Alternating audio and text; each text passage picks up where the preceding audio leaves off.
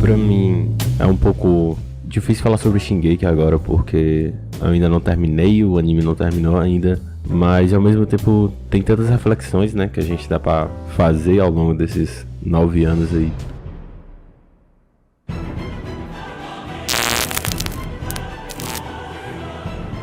Antes de eu começar, é importante eu falar como eu consumo Shingeki no Kyojin. Eu não li o mangá, não li nada do mangá de Shingeki, só vi alguns painéis aí de vez em quando. E eu acompanho só pelo anime, mas não desde 2013. E sim, eu comecei a assistir Shingeki em 2020 pra acompanhar essa 4ª temporada. Ou seja, eu já tinha uma visão sobre animes diferente do que eu tinha em 2013. E mesmo assim eu gostei bastante.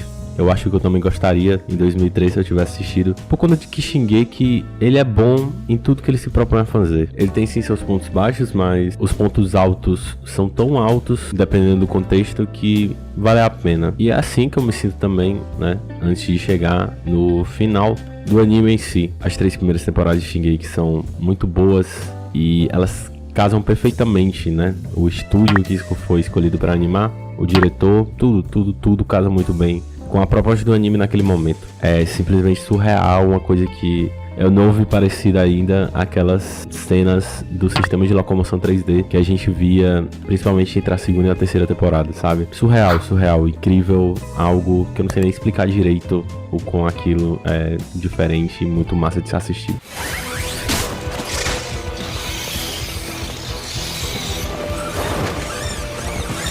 Falando sobre a história em si, essas 3 primeiras temporadas, elas têm mais uma cara de shonen, que é o demográfico desse anime, e elas trabalham muito com o quesito de ação, mas pra mim o principal é como nas 3 primeiras temporadas Shingeki trabalha com mistério. Ele sempre te dá mais perguntas do que respostas, tirando no final. Isso simplesmente fantástico, na minha opinião, a forma como eles fazem isso. A forma como o Isayama tá te levando para algum lugar, mesmo que esse lugar não faça muito sentido. A melhor parte disso, com certeza, são as pessoas que você tá acompanhando, que são os personagens. Mas eu vou falar sobre isso mais na frente. Mas Shingeki, por mais que parecesse complicado, ele foi se complicando aos poucos. Porque a gente sai do objetivo de um protagonista que é livrar o seu mundo, né, dos titãs, que até aquele momento é o maior mal possível que pode infligir na sociedade, para uma abertura de universo muito grande. A gente chega numa 4ª temporada onde Shingeki tem que preencher todas essas questões que ele abriu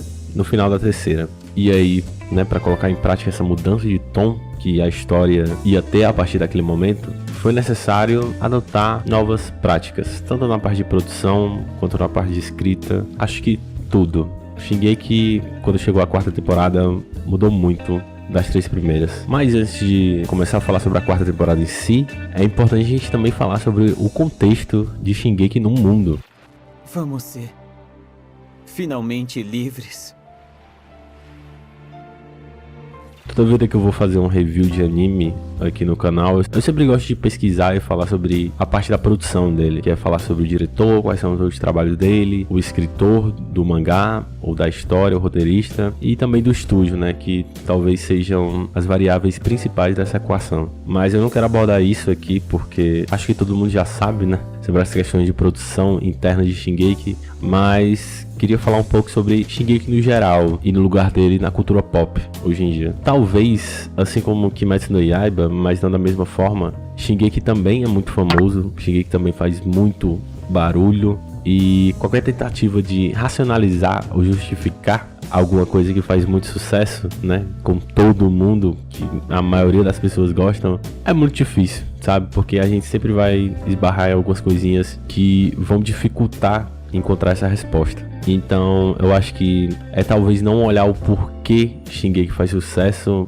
sabe, da forma como faz, mas sim quais são as consequências desse sucesso. Ele está sendo lançado há 9 anos e essa 4ª temporada teve muito hype, o que é bem interessante, né, já que todo mundo queria ver essa mudança de tom que o anime ia ganhar e também as polêmicas com a parte da produção. Todo mundo ficou muito animado, de forma positiva ou negativa, para ver como isso ia acontecer. Mas durante esses 9 anos e 87 episódios, a gente pode tirar como fato, né, também, o fato de Shingeki ser um shonen de longa duração. Ele sendo lançado em 2013, a gente já tinha algumas experiências com shonen sendo lançados de temporadas, mas nenhuma que fizesse sucesso como ele fez. e que com certeza ele acabou influenciando em outras produções que a gente tem mais recentes hoje em dia, como Jujutsu Kaisen e Kimetsu no Yaiba, por exemplo, que é o fato de não trabalhar com capítulos semanais, mas priorizar a qualidade, digamos assim, da animação e trabalhar como uma série de TV, como a gente está acostumado, né, que lança uma temporada e passa 1-2 anos e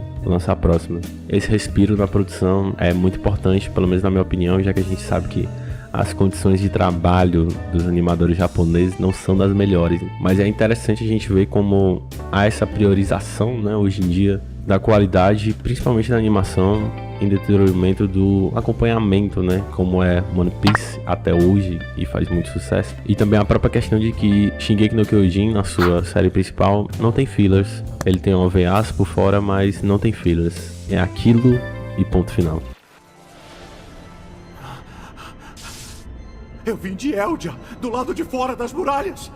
Agora, já entrando na quarta temporada, como eu falei no começo, eu vejo uma proposta completamente diferente das 3 primeiras, em basicamente todos os sentidos, já que os temas, tanto principais quanto os temas auxiliares, né, são completamente diferentes dos que eram utilizados no contexto de Dentro das Muralhas. Agora, com o mundo completamente aberto e principalmente moderno, a gente tem outras temáticas que podem ser trabalhadas. Temáticas que, a priori, tem que ser muito bem explicadas para o público, e é isso que acontece no começo dessa quarta temporada, de explicar esse universo, da gente acompanhar o Falco e os outros concorrentes ali de Marley, para saber como é aquele universo e de que contexto a Annie, o Bertholdt e o Reiner vieram. É muito interessante também a visão diferente que a gente tem, né, da problemática, como era ela nas 3 primeiras temporadas para como tá sendo agora. Eu acho que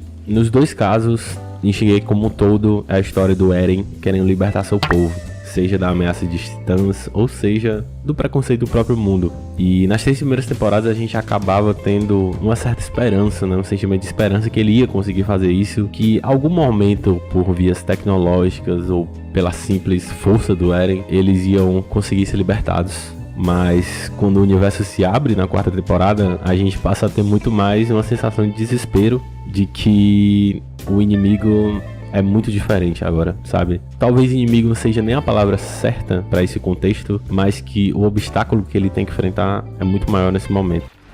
Eu tô de saco cheio de muralhas. Mas outro ponto que é muito importante a gente falar sobre essa quarta temporada é sobre a questão do seu visual, que mudou bastante e que ficou muito mais próximo da própria arte do Isayama, que eu não quero comentar porque eu não vi muito do mangá, e o pouco que eu vi, eu particularmente, gosto pessoal, não gostei muito da arte do Isayama, mas eu entendo que ela pode ser bem utilizada como foi e como está sendo, na minha opinião. Eu entendo bastante as pessoas que sentiram um baque, né, de sair de uma terceira temporada amplamente muito bem animada pelo estúdio Witch, como só eles sabiam fazer, e só eles sabiam fazer com Shingeki, para o estúdio Mappa, com questões de produção muito polêmicas e também com a própria direção e uma proposta diferente. Foi um baque muito grande, principalmente para quem acompanhou desde o início. Foi muito difícil continuar tendo o mesmo relacionamento que eles tinham com a obra antigamente, quanto como eles estão tendo agora. Eu particularmente não senti muito isso, porque eu assisti as 3 primeiras temporadas muito rápido, e por mais que eu tenha me apegado e gostado bastante, eu nunca odiei, acho que eu posso dizer assim, a animação do mapa em Shingeki, por mais que eu visse claros problemas, mas eu nunca fiquei tão desapontado com essa mudança brusca, mesmo quando eu tava assistindo pela primeira vez. Agora, depois de refletir sobre, eu realmente não fico, já que eu entendo que é uma proposta diferente, que exige uma forma de animação diferente, e que tem sim seus pontos positivos, e que principalmente soube lidar com esse furdúncio que foi, né, com esse problema que foi animar Shingeki pro estúdio Mappa.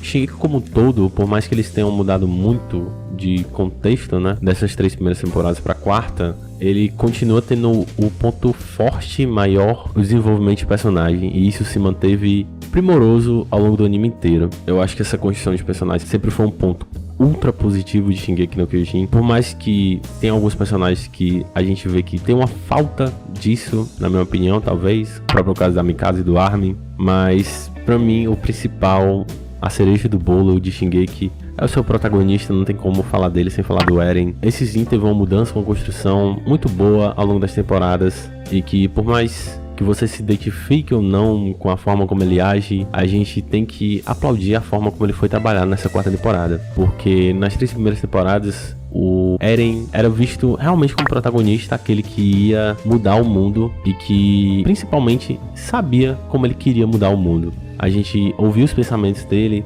tava direto com ele, via o Eren de muito perto. Quando a 4ª temporada chegou, a gente se distanciou muito dele, e por mais que a gente acompanhasse as ações dele, a gente não sabia o que se passava na cabeça do Eren. Isso pra mim é uma cereja do bolo muito boa, que é não saber como o protagonista, que é o principal autor de mudança na obra, vai fazer com aquilo que ele tá vivendo. Então isso continuou mantendo um pouquinho daquela sensação de dúvida, de saber pra onde a história de Shingeki vai naquele momento. Foi muito interessante acompanhar essa jornada aí que aconteceu durante essas 2 primeiras partes da 4ª temporada.